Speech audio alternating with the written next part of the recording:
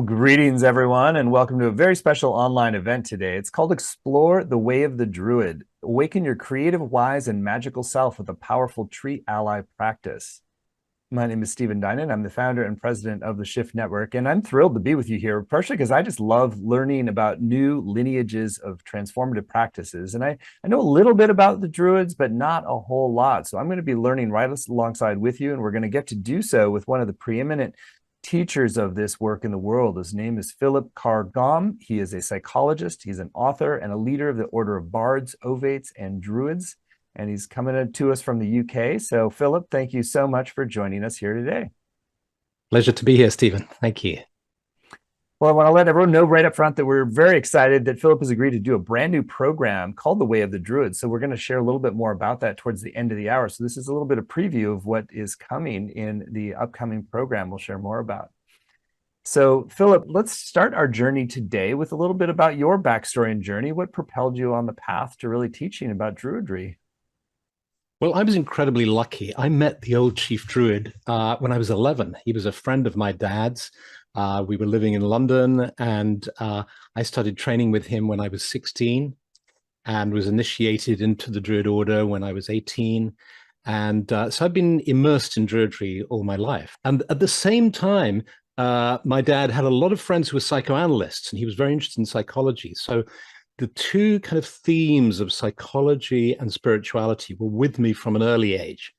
And they've been with me ever since. And so what's really interested me is working with an ancient tradition like Druidry, but also being psychologically informed and looking at it from a modern understanding. How can this help us in the world?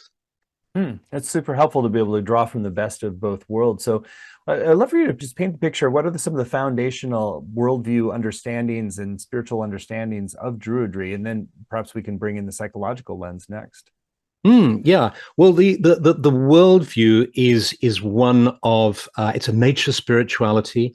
It's a spirituality that draws its inspiration from the pre-Christian pagan traditions of the British Isles and Ireland and Western France, and it's a spirituality that was revived about 300 years ago. So we have 300 years of written history, and then if you can imagine that tree, if you like, drawing from roots that are thousands of years old, from the pre-Christian oral tradition, and these roots draw on that, and then they're informed by these 300 years of more recent history, so that you have today a kind of vibrant community and practice that includes people of different spiritual persuasions as well. So there are Christian Druids and all sorts of different kinds of Druids, but they all at their heart have a love of nature and a real sense that for humanity to move forward in the next step of evolution, we really need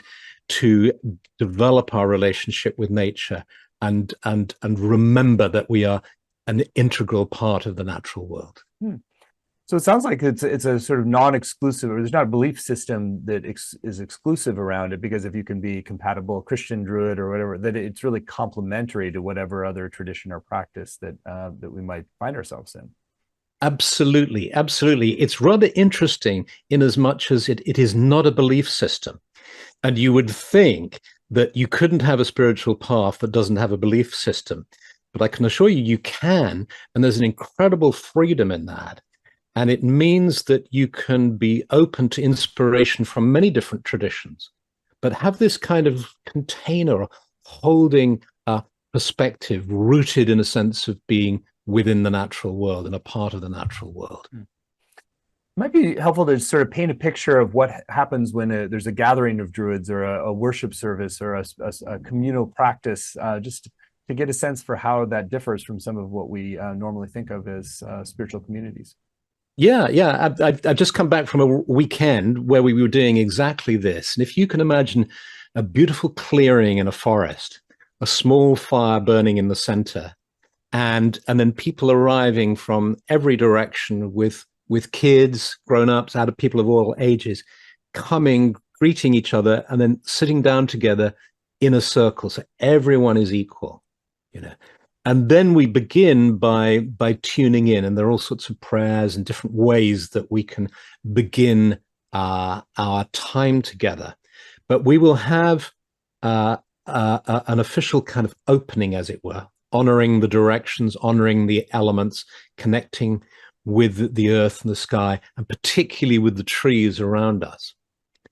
And then there'll be a central section of our meeting, which will be dedicated to a specific intention. And that might be healing, it might be a meditation, it might be an initiation, it might be a seasonal celebration like the equinox or the solstice, or it might be a celebration of the arts. And so there's a concept within Druidry called the Eisteddfod, which comes from the Welsh, and it means a festival of listening.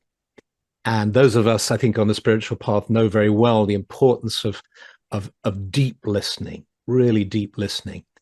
And we listen to each other, and we share poetry and story and song, music, and then there's a closing, and then often followed by feasting, eating, and drinking.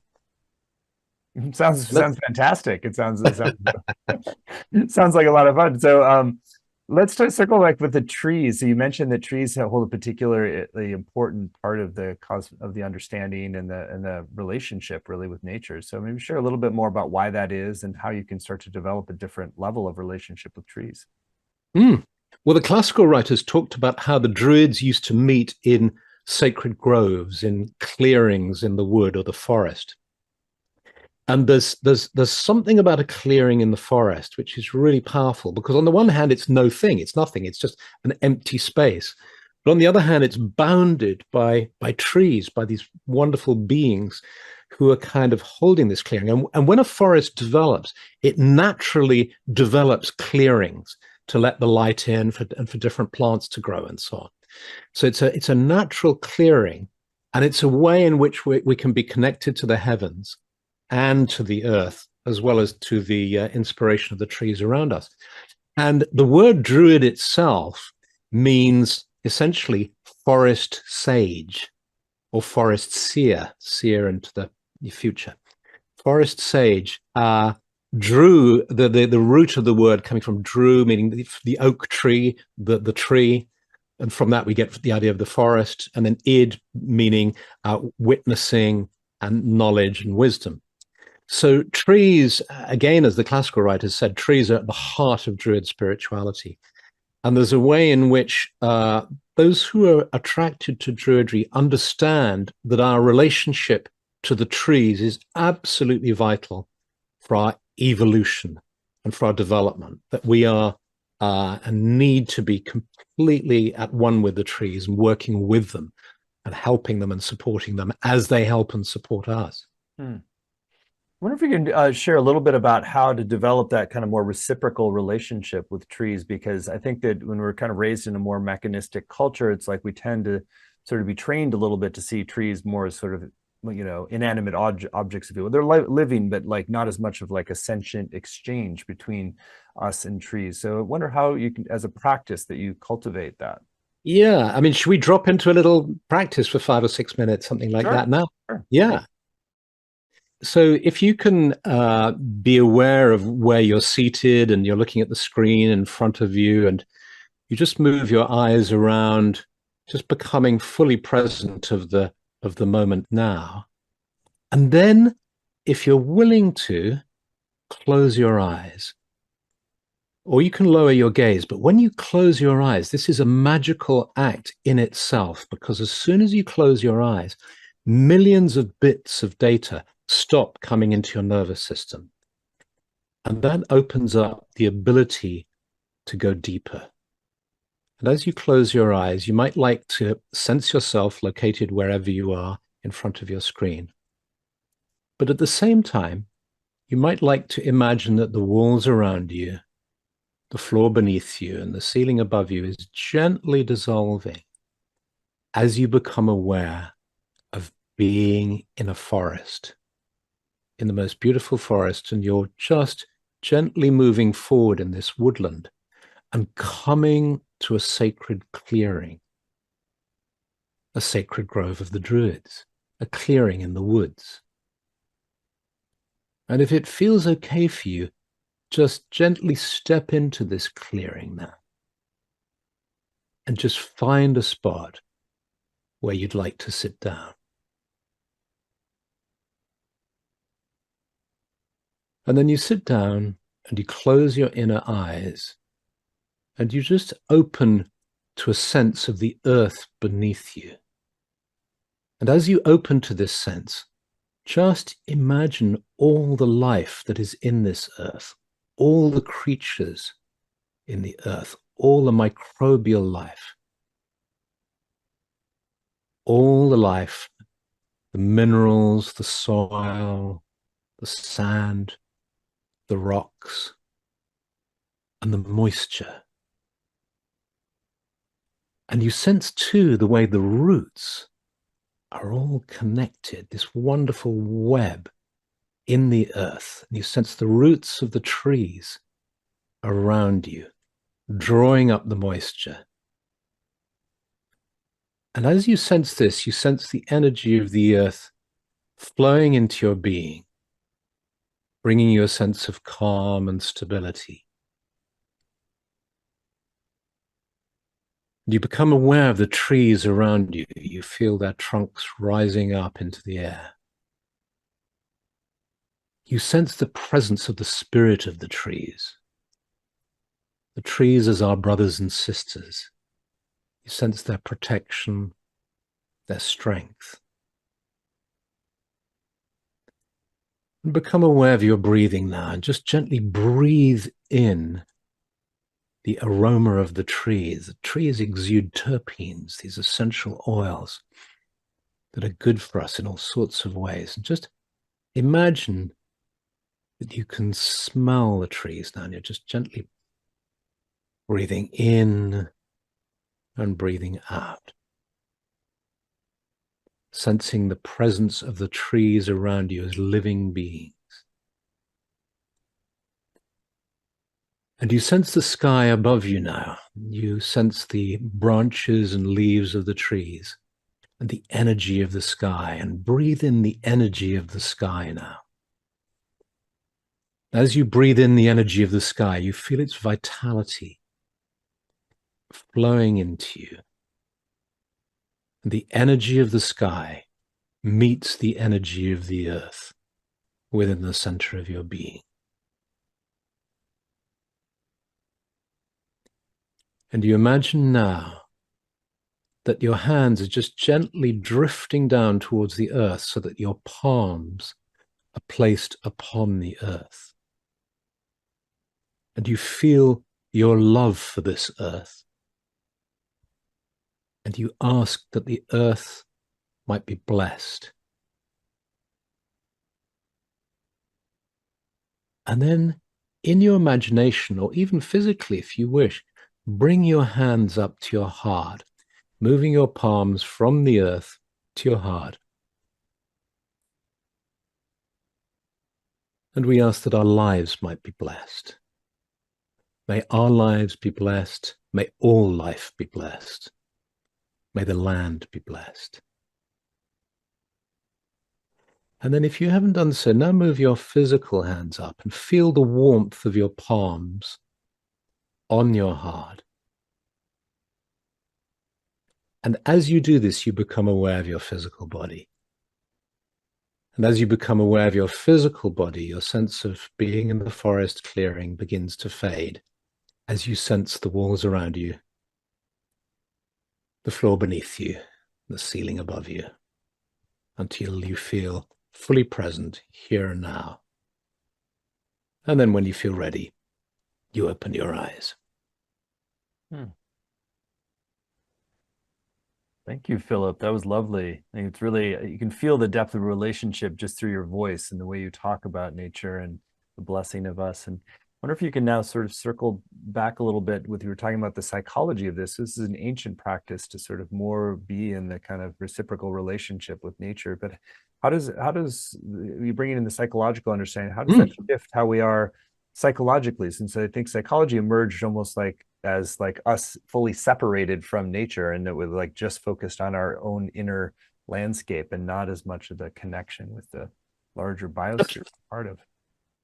Absolutely. Well, currently, what psychology is discovering that really for our mental health, we need, three things. We need a sense of connection, and that's a connection to other people, to nature in particular, nature connection, but also a sense of connection to others and community. So we need nature, we need community, and we need meaning.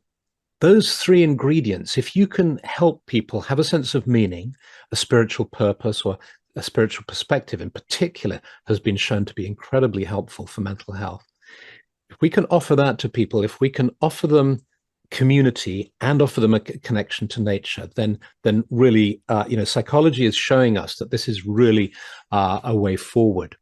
And so what I love about Druidry, and why I kind of use it in my work, both as a psychotherapist and more generally, is because any spiritual group can build community. That's true.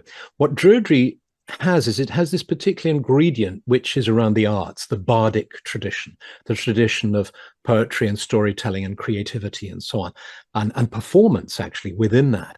And so that's a beautiful feature to bring into community. And so there's the arts and creativity right at the heart of that.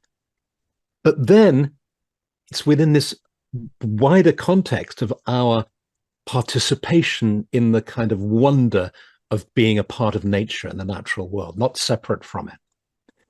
And then there's a rational, if you like, a scholarly component around meaning and purpose, and the way in which ideas can be liberating. We don't have to be kind of trapped by ideas. Ideas can liberate us.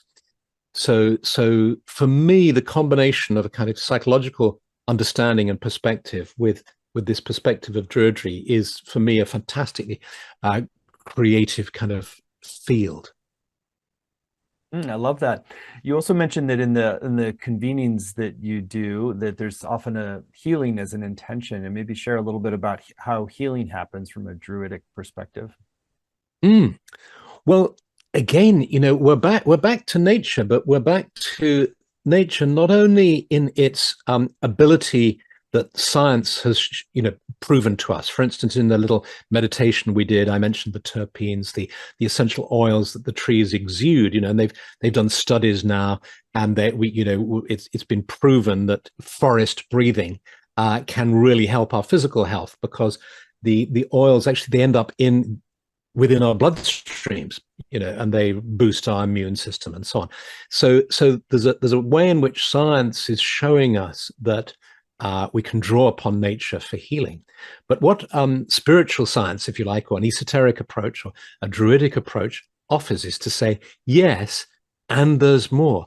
There's a subtle level, which perhaps science will never be able to prove, in which nature can heal us. And I think many of us have had that experience of being out in nature or connecting with nature and feeling healing taking place at a very deep level that's perhaps hard to analyze and rationalize, but it's happened. What we do in Druidry is we work with the powers of plants, of animals, of stones, of the seasons, but in particular the relationship between the sun and the earth and the sun and the moon. These are all constantly changing, and we attune ourselves to them so that we get, if you like, in sync, we get aligned with these energies rather than being out of alignment.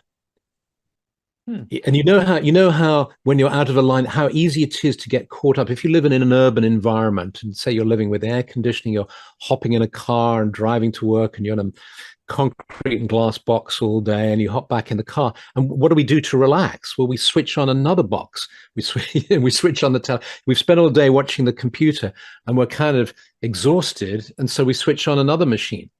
And Druidry is offering us a different way of resourcing ourselves and a different way of healing as well.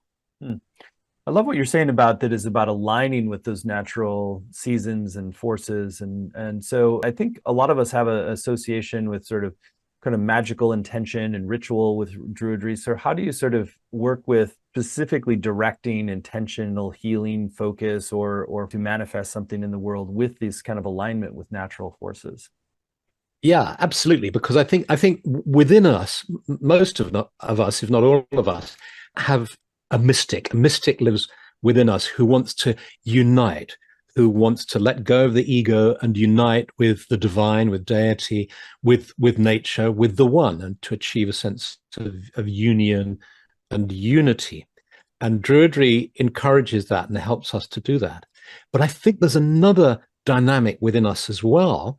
When we're incarnated, we have a desire to act in the world, to be of value, to be of use, to make an impact, not just to let go and be reabsorbed into the one.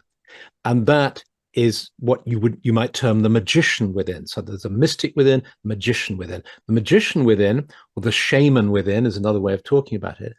Is the part of the self that wants to have an effect in the world, and of course, it's vital that that's coming from the right place. There are plenty of people who want to have an effect in the world, and it's not a good effect. We want to have a good effect. So the whole point of awakening to the inner magician is for that to be aligned with our soul purpose, and then for us to act in the world. And so within Druidry, we work in that as well. So in this course, I'm going to be talking about the singer, shaman, and sage. I'll be looking at these kind of three basic yearnings that I think we all have. By singer, I mean the artist within, the creative person within, the person who wants to give of themselves and of their potential to the world. And then the shaman within is if you like, the scientist within us, the explorer, the curious, the adventurer, who wants to act in the world and to discover and seek things. But then I think there's another yearning as well within us, which is, if you like, to be wise, to achieve a sense of mature wisdom and understanding, not only for ourselves, but also so we can be of help to other people, we can be of value to other people. And those three inner yearnings of the soul, if you like, happen to be addressed very specifically in three schools of Druidry: the Bardic school that works with the creative potential within us, the Ovate school, which works with the shaman within us, the magician within us, and then the Druid school, which works with the sage, the inner sage, if you like. The purpose of this course that I'll be doing is to introduce you to these three aspects of yourself, and then for us to work together to develop our inner creative self, our inner shaman, and our inner sage. I love that. I love that framing of those three, and really kind of see how that comes as it comes alive. It really enriches life in so many ways. So maybe share a little bit more about sort of like how you're accessing that kind of inner dimension of those archetypes. So it's sort of like, the practice of opening up the singer, the shaman, and the sage. How are you sort of accessing these different octaves of your being? Okay, well, in a way, you could say that the whole kind of Druid training is to do precisely that: is to access those different octaves, as you put it, of the self, and so I can just give you some little snippets, as it were, because of course we'll be diving into this in the course itself. But say a key idea for opening to the creative self is a concept that's central to Druidry, which is called Arwen, which means flowing spirit, and also blessings of the gods as well. It can be translated, it's a Welsh word that can be translated in a number of ways. But it's this key idea that the creative inspiration comes from beyond ourselves. It comes essentially from deity, from the divine, and then flows through us. And when we really open to this idea, it's fantastically powerful, because for one thing, it means we can let go of striving to generate this kind of creative energy within ourselves. Because what the Druid is saying is, it's not in you, it's not coming from within you, it's coming from beyond you. So you can relax, and then you say, okay, well, if it's coming from beyond me, how do I connect with it? You say, okay, well, here are various ways that you can do that. And, you know, one of the first ways is what we just experienced in those few minutes of going into the forest. I mean, hopefully what you experienced was, you know, one calms down a little bit going into the forest, you open up and you start to tune into the earth and the sky and the trees and so on. And then if you can imagine developing that exercise, so you're starting to connect with the plants, specific individual trees, with specific and different animals, birds, insects, specific energies of sky and earth.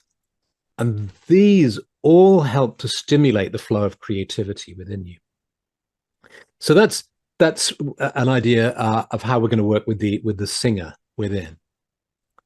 The shaman within, well, in a similar way that perhaps, you know, when I said at the beginning of our exercise, you know, you close your eyes and that's a magical act in itself, because suddenly millions of bits of information aren't flowing into your visual cortex, as it were, so that you're suddenly starting to enter a different world. And that's precisely the shamanic journey. The beginning of the shamanic journey is starting to go into another level of consciousness. And Druidry, like many spiritual traditions and approaches, teaches that there are different levels of consciousness and that you can learn to consciously voyage within them. And then opening to the inner sage, this question of how you develop a kind of mature wisdom. And of course, that's a work of lifetimes. So there are no easy, quick fixes there. But what Druidry does is it, by setting a deliberate intention to gain wisdom, and to gain wisdom through connecting with nature and then with the Arwen, with the creative spirit, we'll be working together with the old stories which teach about this journey to wisdom, towards wisdom. And that's, you know, that's one of the ways that we're going to be doing it.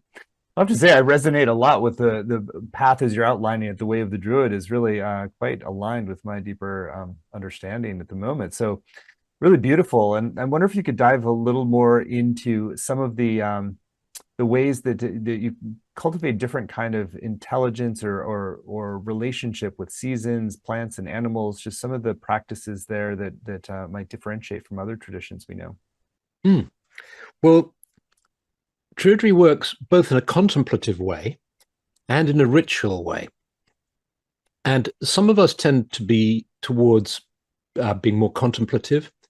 Others tend towards preferring ritual. But it's good to develop both aspects of the self. And I think in many ways, part of the spiritual journey involves learning lots of skills and then finding your own particular way of working. But ritual is a strong component in Druidry if that's what works for you. And so we have lots of rituals that we use to attune with the trees, to connect with the trees, to connect with the sacred animals of Druid tradition, sacred plants, and so on. And then we have 8 specific rituals connected with the seasonal cycle, with the solstices and the equinoxes. And there's a way in which ritual helps to ground our consciousness, and we use the primary relationship between darkness and light. If you think about the way in which our ancestors were in the invention of electricity has changed things so much, because we're so used to being able to light stuff when we can. But in the old days, the relationship with darkness was very different. And so a part of the work involves reacquainting ourselves with the magical power of darkness, the nurturing and fostering power of darkness, and then the magic of light. So darkness and light, the use of putting out the lights and lighting candles, very simple, yet very powerful if you use it in a very intentional and deliberate way. And then we use specific plants, specific ritual acts, and so on, to deepen our awareness, to connect us more to the moment, and then to link us in with energies that are beyond our individual energies. I love that. Love that. Maybe give an example of a kind of like one of the seasonal equinox or solstice, how you might construct a ritual that sort of honors it in that way. Yeah, well, I mean, if we take, a very powerful ritual time, which is called Samhain, which is All Saints, All Hallows, Halloween, which we're familiar with in modern day culture. And in the Christian tradition, of course, you have those 3 days of All Saints, All Hallows, Halloween. But it goes way back. A lot of the Christian festivals are rooted in pre-Christian festivals. A very interesting study around that. And this is a time of a completion of a cycle where you've been through the autumn, that time of harvest, of gratitude, of recollection, through the autumn period, and you're just on the cusp of winter. Autumn is coming to a close, you're just moving into the winter period. It's a time of complete letting go. So what we do in our ceremonies is we will put out the lights, we'll extinguish candles, and we'll allow ourselves just to let go of everything. And then we'll light candles again, and we will invite spirits of the ancestors to be with us. We'll invite all the people we've loved who've perhaps gone to the other side, who are no longer with us. We send them our love and our blessings, and we ask for guidance and inspiration from them. We bless various foods, and we have a feast together, and then we give each other little sprigs of yew, the yew tree, which is symbolic in Druidry of the eternal life and of reincarnation, in fact, because the classical authors tell us that the ancient Druids believed in reincarnation. And although Druidry isn't a belief system, many people who follow Druidry today will believe in reincarnation. And the incredible thing about yew trees is that they grow outwards for thousands of years. I was sitting beneath a yew tree that was over 1,000 years old at the weekend. They grow up for thousands of years, and when their branches go down into the earth, they root again and become new trees. And then the central tree dies, so you get this extraordinary thing of you get this clearing where this ancestor tree used to exist, but there's no trace of it. And you've got a circle of trees, and that circle of trees, that circle around the clearing, are not the children of the original tree. They are the original tree. It's the same DNA. It's exactly the same tree. Quite magical and extraordinary. So the yew tree for Druids is incredibly magical and symbolic of eternal life. And so we give each other little sprigs of yew, which we keep with us or put on a shelf or, to remind us and so on. That's really illuminating. I'd never heard that before. It really is an interesting metaphor for the journey of the soul, for sure. Yeah, absolutely. So so you can imagine this is on a varying scales of formality. It might be, just a few friends we've invited around. I mean, my wife and I, we like to do our Samhain ceremonies often just on our own, where we really take lots of time to think about all our friends and family who passed and to really tune into them, and then just have this very quiet honoring of them and connection with them, and then moving into the next phase of the year. Or we might invite a few friends, or we have big Druid gatherings where there'll be like 100 people in the forest and we do it all together, One thing I want to circle back on is this sort of the singer, the creative self. So often in Western culture, we sort of have here are the creatives who are the performers, the professionals, and then kind of like then the rest are more consumers of that. Share a little bit about just the sort of the activating of creativity in a kind of a communal way as a shared practice that we're essentially all artists, all creative singers participating in that process. Exactly. Well, one of the innovations, the thing about a spirituality is it's changing and evolving. It's not something, it's very tempting to see these ancient traditions as kind of something in a glass case. And you say, oh, what is Druidry? That's very old. And we kind of look at it in a glass case as if it's in a museum. But it's actually a living tradition that's coming from beyond time in many ways. So in the past, and still in Wales today, amongst certain traditional Druids, this Eisteddfod aspect of Druidry, this cultural celebration of Druidry, is competitive and performative. It's televised every year. The Royal National Eisteddfod is televised because what many people don't know is that the Queen and now the King are Druids, and just as Winston Churchill was, it's this extraordinary feature of cultural life here that people don't necessarily know about. And in this traditional way of doing it, as I said, it's every school in Wales, for instance, will have small Eisteddfods where the kids will compete for singing and poetry and storytelling and so on. We in our group that has been around for 50 years, we've worked in a different way with it to encourage everyone to participate and to join in, and for it not to be competitive, and really on the understanding that it's the process of being creative that is interesting, not the finished product. Of course, the finished product is great too, but we should nurture and enjoy the journey, not just the end result. And so when we have camps and gatherings and conferences and so on, we encourage people to recite their poetry, to sing songs, to tell stories, and we create a kind of atmosphere. Because it's embedded within a spiritual community and a spiritual context, it means people are less nervous, they feel supported. I remember a young woman, probably she was kind of 18, 19, coming to our camps, 20 years ago now, and sitting by the fire and very nervously reading out some of her poetry. And now she's at the UN as we speak. Actually, she's at the UN reciting some of her sort of ecological poetry for an environmental session. And she's become a very successful poet in her own right.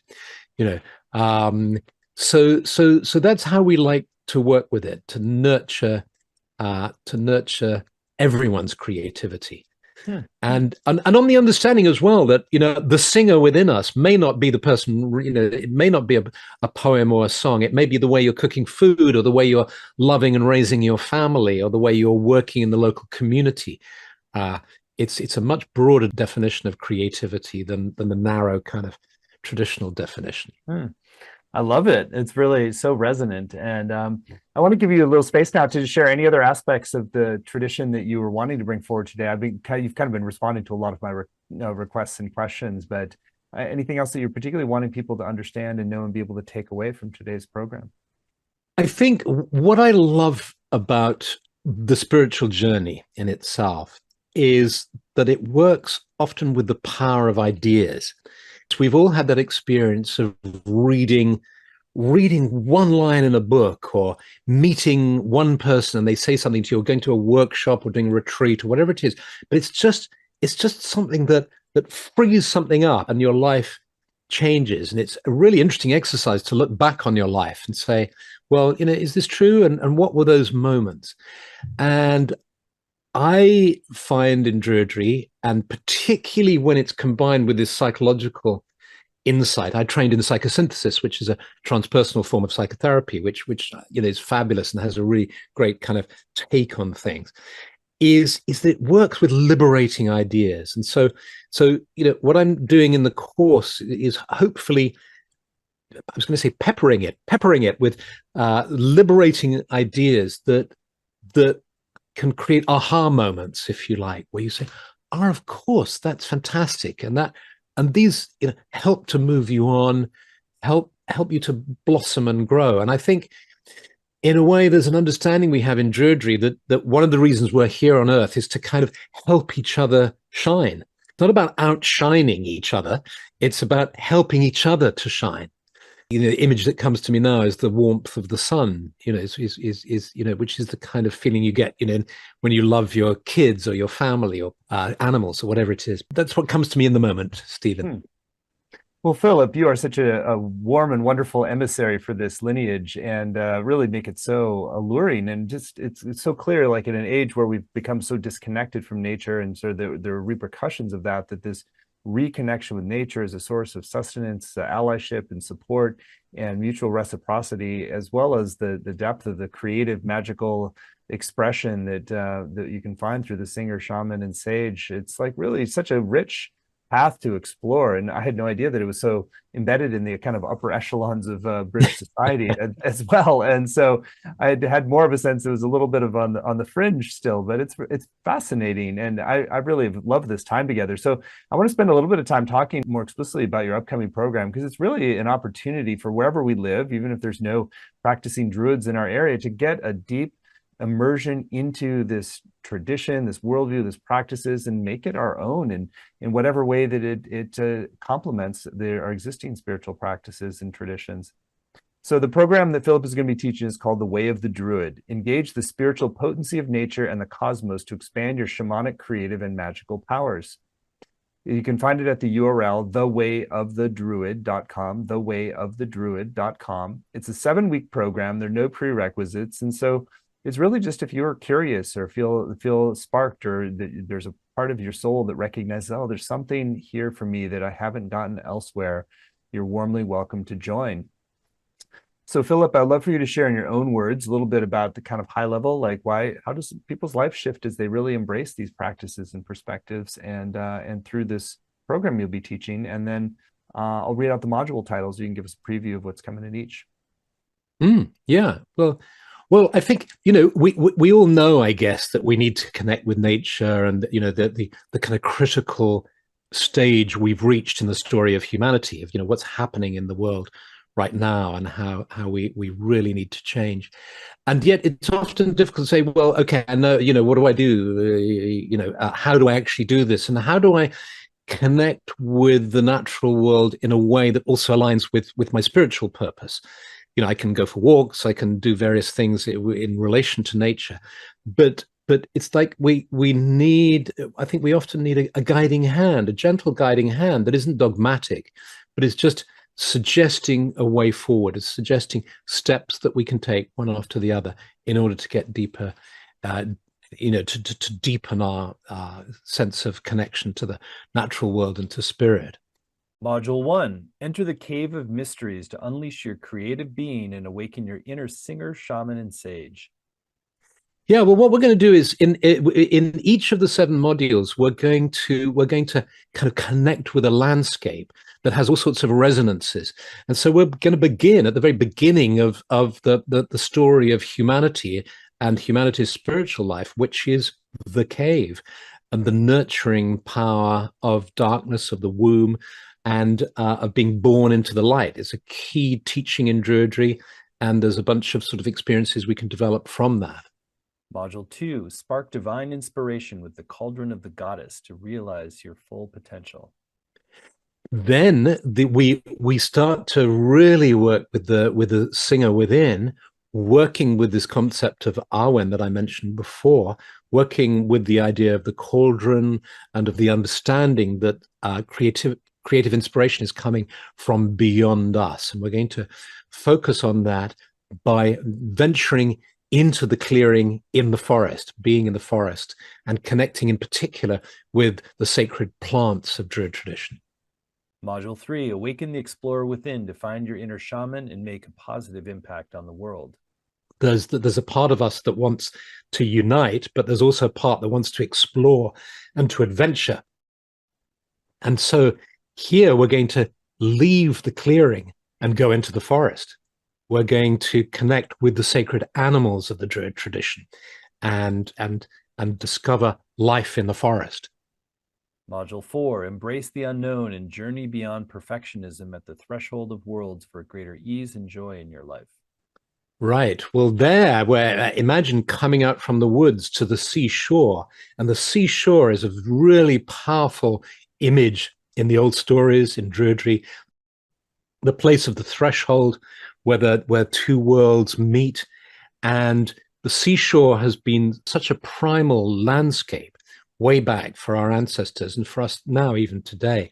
And so we will travel there, and we will work with the concept of liminality, of connection between worlds, because a shaman is a walker between worlds.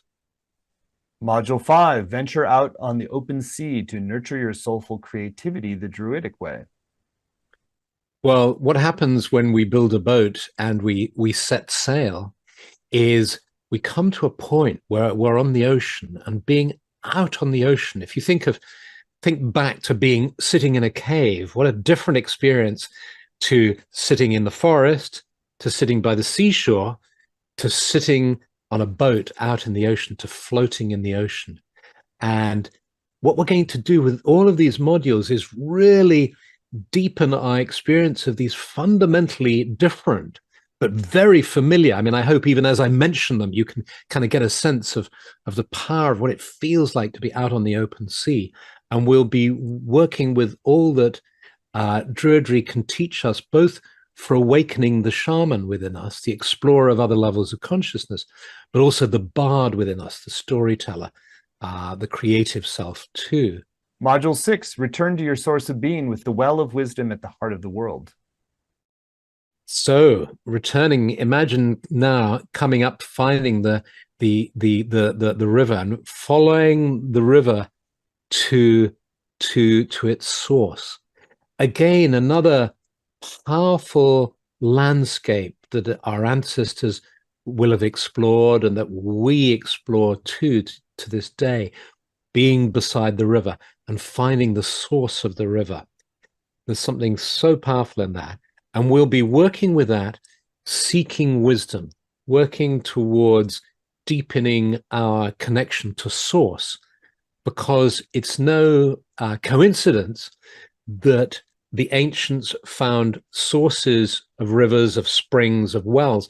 The holy well, a hugely powerful entity in its own right. I was going to say symbol, but it's more than a symbol. And that's precisely the whole thing about Druidry. It's very easy to get trapped in talking about all this stuff as if it's just metaphor or symbol. But we're also talking about embodied physical realities. We won't be just working with all these things at a metaphoric or symbolic level. We'll be working with them at those levels, but also at an embodied physical level too. So we're coming to the source, a vital kind of step in the move towards wisdom. And finally, module 7, return to the hearth for connection, belonging, and wisdom.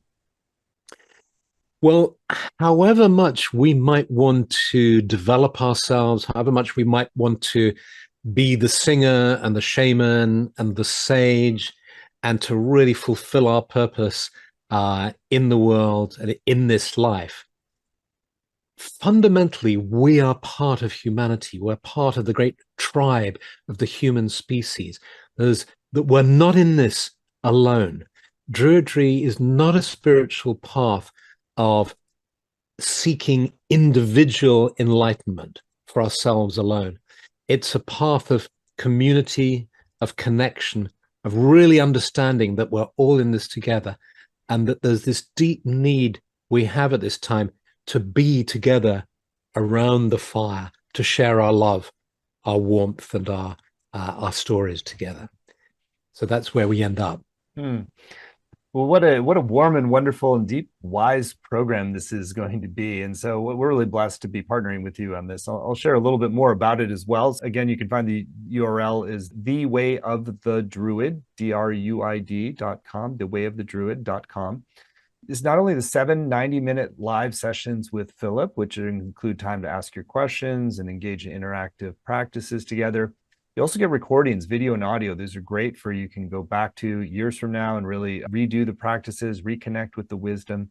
You also get word-for-word transcripts to work with, study, and highlight. You'll have weekly exercises and practices for inquiry and learning. You'll have Facebook community to support you and deepen your sense of community, which was like the second pillar of what Philip was talking about. The community is very important to the practice of Druidry and also the psychology of well-being. So you also have some small group time to connect with other participants. And on the page, you'll see a number of extra bonuses that enhance your journey. There's a full 4 audio meditations from Philip. It's called Sacred Nature Healing Meditations. It includes various voices. And you want to share a little bit more about that whole production? Yeah. This is, I was in a dream, I was told to use the golden mean in these meditations. And when I the next morning, I looked at what the golden mean was. I knew it was used in architecture. I didn't realize you could use it in sound too. So I invited 3 composers to make music using the golden mean as a guide. And we discovered that we could engineer the sound using the golden mean too. And so I created meditations with this, using this as the structure. And then within that, there's a meditation that works with the healing plants of the Druid tradition as a healing meditation. So two healing meditations, and then the two meditations that help you to sleep. There's a cat nap meditation to help you drop down and restore, and then come out again. And then there's a longer one that helps you to go to sleep, which surprisingly, well, or maybe rather not surprisingly, one Amazon reviewer said, I've listened to this 600 times. I used to be an insomniac. I've listened to this 600 times and I've never heard the end of it. And really recommend it. Yeah. What a funny testimonial that is, and yeah, as to the efficacy, and also relates to the next bonus on the page that people can find, which is sleep as spiritual practice. This is a PDF excerpt from Philip's latest book, The Gift of the Night. Want to share a little bit more about sleep as a spiritual practice? Yeah, I've been specializing in this for a while, really integrating sleep science. I've trained in CBT and sleep science and the psychology of sleep, and then integrating it with a spiritual approach. I just asked myself the question, what happens when we take the best of sleep science and combine that with a spiritual approach and various alternative techniques that aren't part of sleep science because they haven't got around to being tested in random, controlled trials and so on. And I've been working with people, for about 3 or 4 years now with that. And the book and the audiobook is coming out in November. And this is an excerpt that introduces you to the idea. And it also uses the lens of psychedelic therapy, because for the last few years, I've been working in the field of working with people with treatment-resistant depression, with psilocybin therapy, and, this burgeoning field of psychedelic therapy that's just on the cutting edge of psychological and psychiatric practice.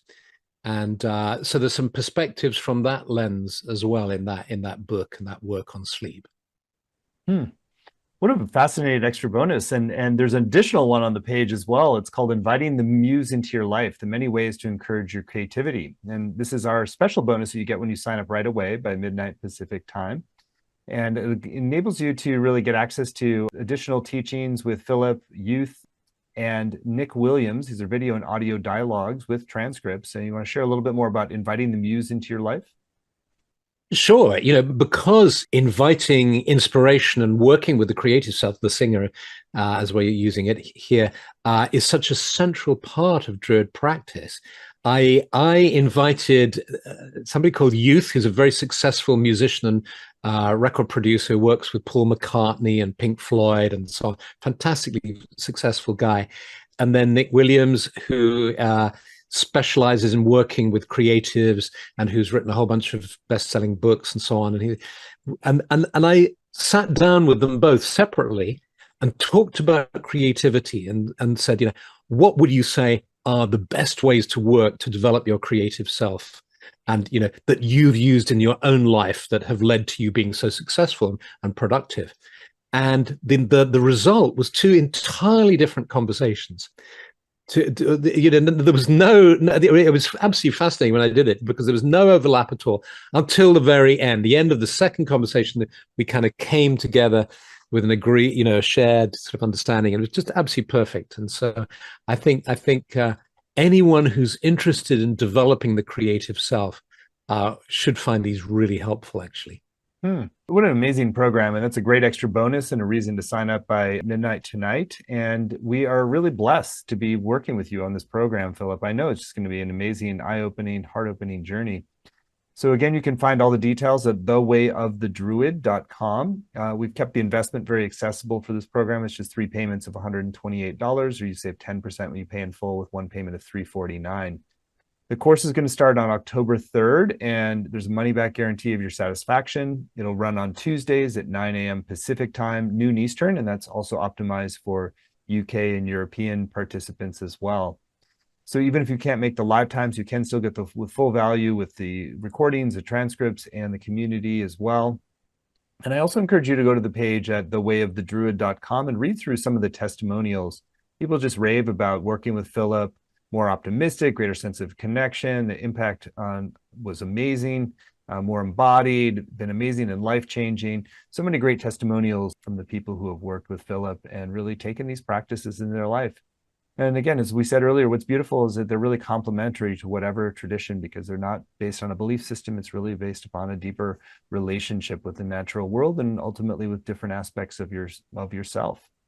So you're in for a treat, and I think a really illuminating journey. So all the details are at thewayofthedruid.com if you choose to move forward. So Philip, anything that's still on your heart you want to share with folks who are considering going deeper in the way of the Druid with you? Well, what I love about this work is the power of conversation. It's a bit like you and I. We've never met before. We've just spent an hour together having a conversation, and we know that we could have more conversations, and we could explore ideas together. And you'd suggest things to me that I hadn't come across, and I would love that, and vice versa, hopefully, and so on. And that every meeting, so that this course is unique. What I've found over the last 30 years of doing workshops and retreats and gatherings is that everyone is unique. It's like it's to do with the particular group of people, because we'll be dialoguing together in this course. There'll be plenty of time for Q&A and for discussion. And this this only happens once, if you like. Sure, I could repeat the material, and then it would be a different experience with a different group of people, and it would be different. And I love the creativity in that, and the specialness in being with a particular group of people who feel called to be together at this particular time, and then taking a journey together, living through an experience together, and sharing, and everybody contributing. So I'm really looking forward to these 7 weeks together. Well, Philip, it's been a joy and pleasure to be with you. You just emanate so much wisdom and grace, and that sense of real harmonious connection with the natural world is really palpable through you. So thank you for dedicating your life to this path and to dedicating yourself to sharing it with us now. It's really been a blessing this last hour, and I know that folks who go further, their life is going to be enriched in really magical ways. So again, you can get all the details on the way of the Druid, engage the spiritual potency of nature and the cosmos to expand your shamanic, creative, and magical powers at thewayofthedruid.com. And you'll get that special bonus when you sign up by midnight tonight, which is inviting the muse into your life, the video and audio dialogues with Philip, Youth, and Nick Williams. So thank you all so much for joining, and many blessings. Thank you, Philip, as well. Thank you. Bless you. Thank you. Thank you.